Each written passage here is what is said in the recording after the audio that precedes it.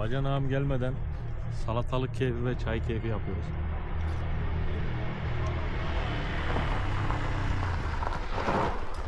Lan nasıl da koştun geldin hemen ya.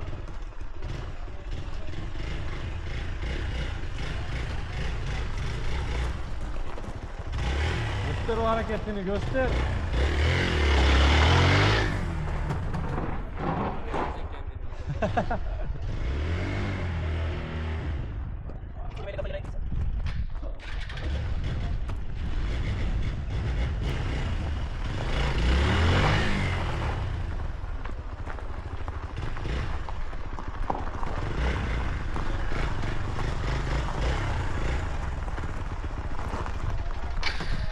Rezalet.